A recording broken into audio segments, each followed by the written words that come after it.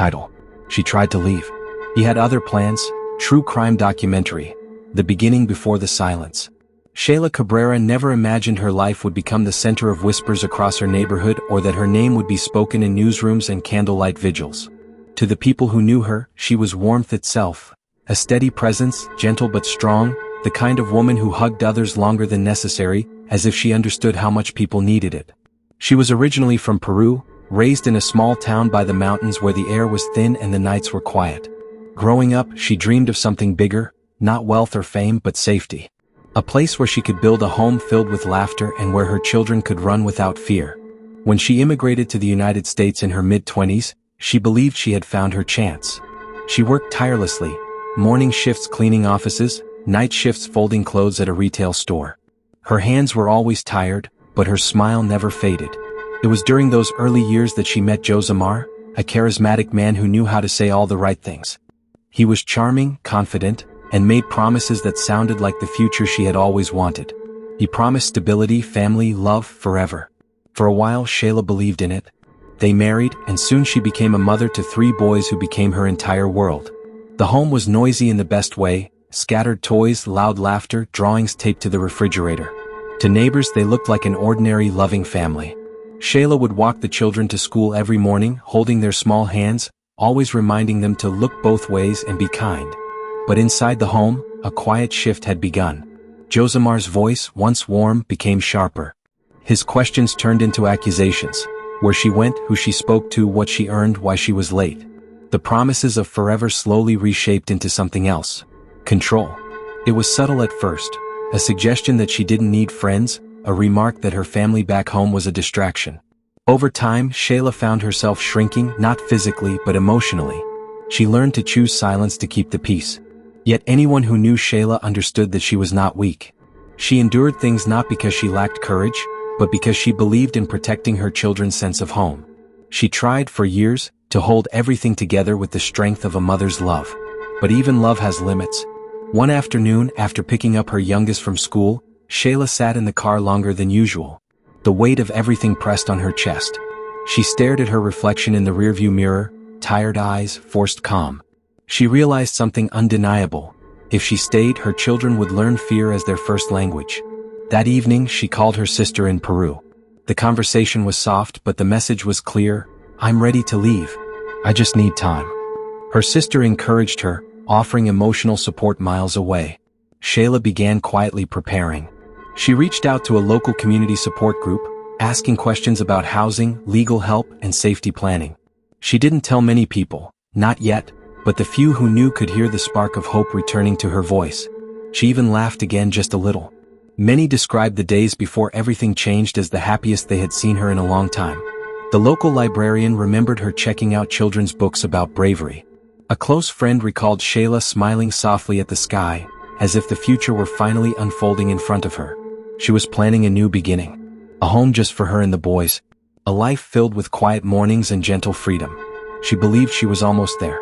She never imagined how quickly tomorrow could shift, and how secrets, once buried, have a way of pulling themselves to the surface. When the days grew quiet, the house felt different in the days that followed Shayla's decision, lighter in some rooms, heavier in others. She moved gently, almost cautiously, as if every sound carried meaning now. She didn't want to raise suspicion. She kept her routine the same: breakfast at 7, school drop-off at 8, work after. But beneath the surface, life was shifting. She started setting aside small things, important documents, a few changes of clothes, school records, and photographs of the boys when they were babies. She stored them quietly in a bag she planned to leave with a trusted friend. She didn't tell the children yet. They were still too young to understand, and she wanted their world to stay whole for just a little longer. But children have a way of noticing even the smallest changes. Her oldest son asked one night, "Mom, are we going somewhere?" Shayla paused, held her son close, and whispered, "Somewhere better. Somewhere we can breathe." But time has a way of testing patience.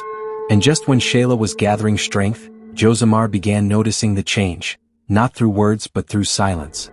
Her silence was calmer, steadier. She didn't argue anymore. She didn't react to his sharp tones.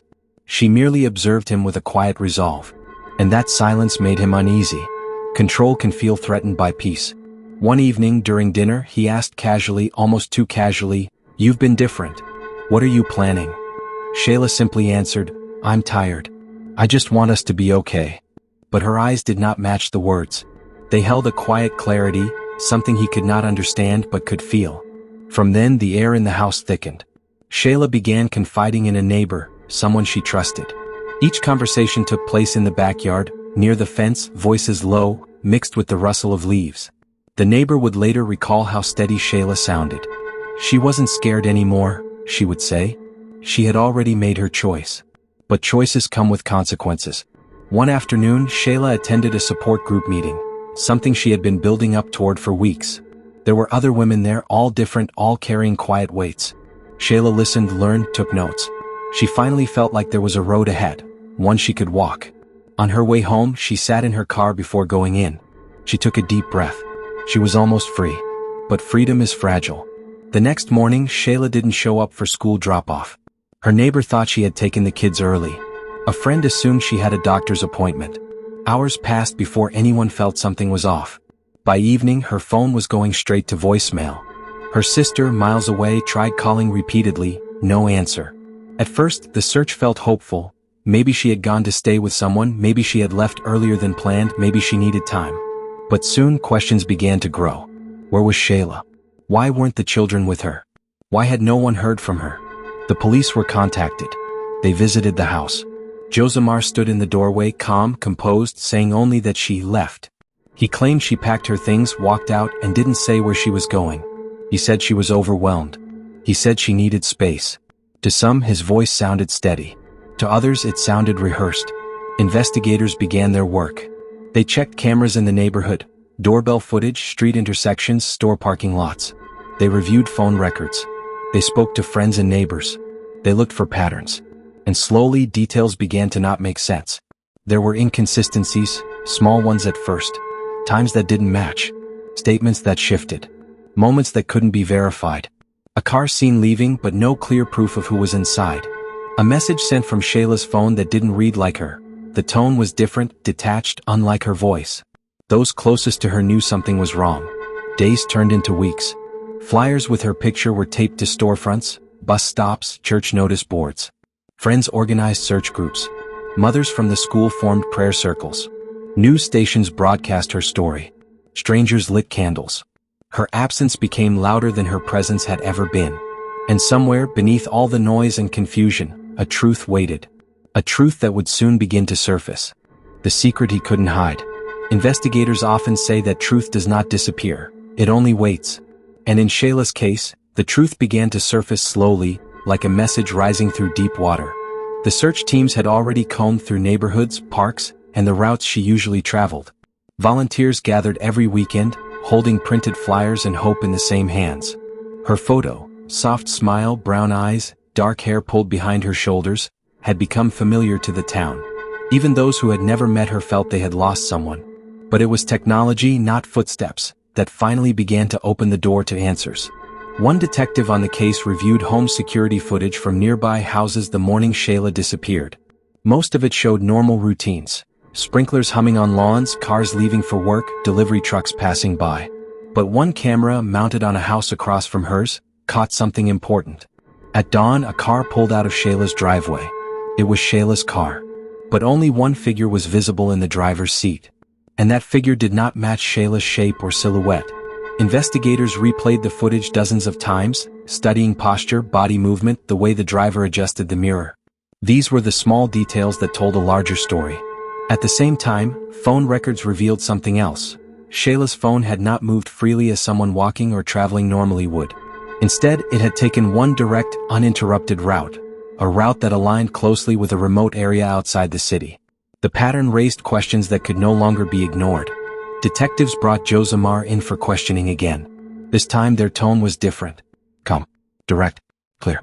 Your statements don't match the timeline, one of them said. He shifted in his chair, arms crossed too tightly, jaw tense. He repeated what he had said before, that Shayla left on her own, that she needed space, that she took her car, that she didn't tell him where she was going. But something had changed. His confidence wasn't as smooth as before. His answers were shorter. He avoided eye contact. Meanwhile, investigators obtained a search warrant. They inspected the car, now found parked several streets away from the house, not where it should have been. Inside, they noticed details that didn't fit Shayla's habits. The mirrors were set differently. The seat was adjusted too far back. Small things but meaningful. Neighbors confirmed something else. Shayla never went anywhere without her kids. Not to the store, not for late errands, not for fresh air.